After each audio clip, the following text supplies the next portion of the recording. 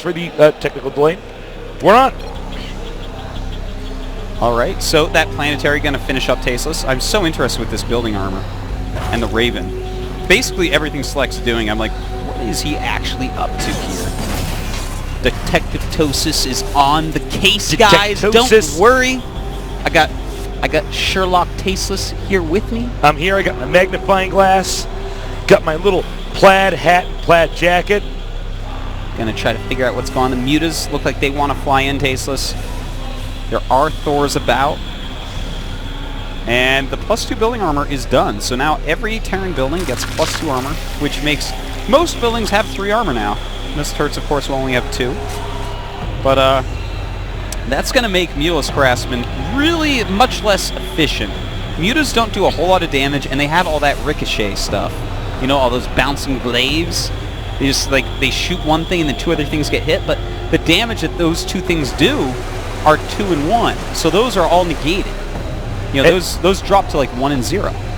As you can see, oh look, these Thors are kissing. I just want to point that out, Artosis. You sure it's not a hug? It could be a hug. It looks like they're making out, though. It actually looks like but, that. But, looks like that's over. Oh, we got spotted making out over here. The Thors come back over here. They're driving out the Mutas. And they're going to get back at it. Oh, it's a threesome now. Okay. Anyways, look, EGIdra is taking the map everywhere. He is getting an additional macro hatch, as we can see here. Wow. Select is actually going mech Tasteless on such a huge map as well. Another command center being made. More factories going up. Another Banshee being made. Oh. I'm getting my nerd chills, Tasteless. And Select is playing cool. He sees. He knows. does now. Now, remember, these buildings have +2 armor. That's right, and the Mutas come in. He's going to have to repair these turrets. He absolutely cannot let these turrets die, or the whole base will be lost. Now, EGIdra might have been scratching his head there for a second, saying, wait a minute. Should those have died? Should have died. No. He's probably caught on now. Oh, my opponent has armor. He can at least punish his opponent who doesn't have the turrets around here to protect the refinery. And Tasteless. Yes. We do have high-sec auto-tracking being upgraded as well, so he's going to increase the turret range to really hold these Mutas off, and this is becoming so cool. EGIdra is going to have to rack his brain and figure out what to do against this new style mech we're seeing from Select.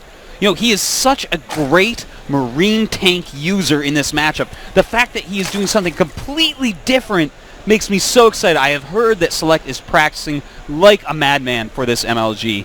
He has just been playing, trying to become good enough to finally take one home. He's had so many high finishes, and here he is against EGIdra after falling a little bit behind early on, going for an insane strategy that we have never seen.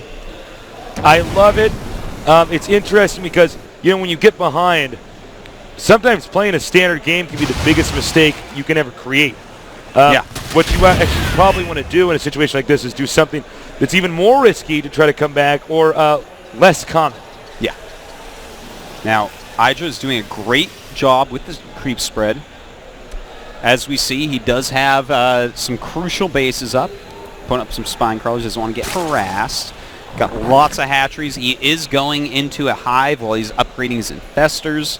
So probably will see him go into Broodlords. Broodlords, of course, pretty good against mech. Now this Thor here, probably going to get in the middle of the group, do some dance moves. Now he's in the middle. You know, it's kind of rude when you have a circle of Thor friends and one guy goes in the middle. Oh, yeah. And whoever his back is to is kind of out of the Thor conversation. No, yeah, exactly. It's not how you social. Now they're all actually in military formation. Now, let's point this out for a minute. There's actually nowhere that Terran can expand to easily. Here. You can see he's expanding here. He's doing the same risk twice. If EGIdra doesn't learn from what he's already discovered in this game, there is no way that, you know, EGIdra can keep this up, because Select can keep making planetaries and turrets, and there's not a lot EGIdra can do but, you know, try to hold the map. Well, EGIdra right now does have that Greater Spire going, Tasteless. He does have Neural Parasite researching, just getting a ton of upgrades, building some more hatcheries himself. But yeah, you know, if Select gets up that additional base, then, you know, it's like he's rolling double sevens, man. Yeah, exactly. Dies only have 6 sides. I don't know how he's doing it. It's crazy. It's madness. He's moving out. This is really interesting, Tasteless. I love the control that Select is showing here as well. He has a, we take a look at this Thor army real quick. Notice the Thor in the medevac. That is very interesting.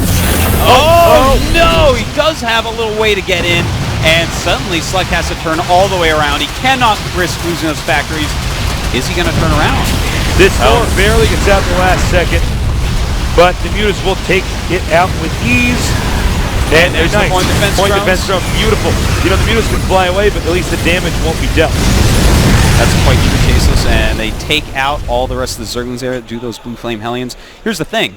He's taking out the turrets. He sees. He does indeed.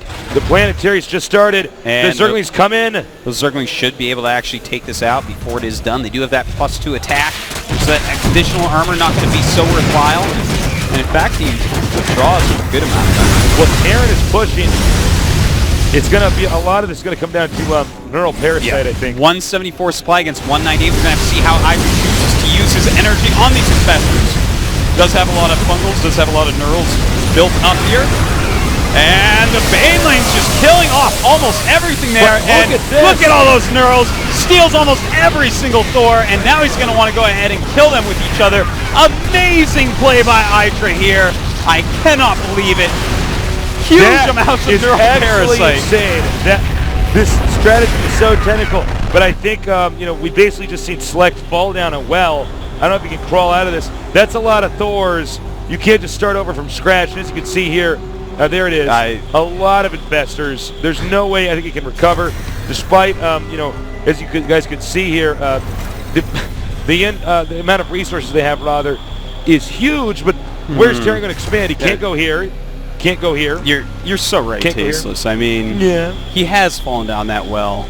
And at this point, look, Idra is... I don't know if Lassie's going to be able to get help in time, Artosis. You know? Yeah. He's going to rurp, and I don't know if that's going to compute that Grandpa fell down a well. Idra's probably standing at the top of the well looking in. He says, Select puts the GG in the bucket. If he doesn't, man, he's squirting with the hose. He gets the hose again. Now, the Zerglings... Oh, whoa, what are you doing out here, buddy? Well, that's not going to end well. That Thor gets in the medevac in fetal position, sucking on his thumb. Sees Mutas and Lings coming. He's like, oh, no. Oh, look at that. A lot of Vikings being made. Broodlords are in production as well. And, you know, I kind of like that Select hasn't left the game quite yet.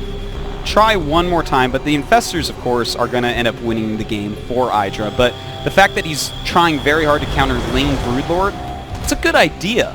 It's just there's so many fungals out that these armored Vikings are going to take that additional damage, and it's going to be bad. Tasteless. It's going to be bad. I got to be critical. Select never actually fully walled this off, so the Zerglings will get in there. And unfortunately, I don't know what his plan is here. He's he steals everything. The Vikings. It's like a vine jungle, man. I don't even know. It's like Idra just sticks his vines into everything. And Select is so dead. Some of the best infestor play I've ever seen. That was actually insane, Tasteless. Wow. Dude, what a game. That game was pretty good. It was more than pretty good, Tasteless. It was so good. Take it back. I take it back. It was excellent. You know, I loved Select's strategy. I loved the way he went about it. The only thing is, his unit composition overall, I mean, if you're going to go Mass Thor, I really feel you have to make Ghosts with it. I was about to say that. Well, you know, that's because you are really smart. I didn't ask for these powers. You know, he got the Banshee. I mean, he got the Raven, but I don't think he should have gotten the Banshees. One Raven for point defense drone. Okay, that's fine. But you just keep making Banshees. We don't actually need Banshees in this situation. Sorry, I need to join this game. So I think that was one of the key moments there that was a real deciding factor. If you can EMP infestors, and oftentimes they are bunched up into control groups, it's pretty easy from there to win. Yeah, this strategy Select did. It's strong, it's good, but it's weak to neural. And I mean, we don't see it that often. Counter.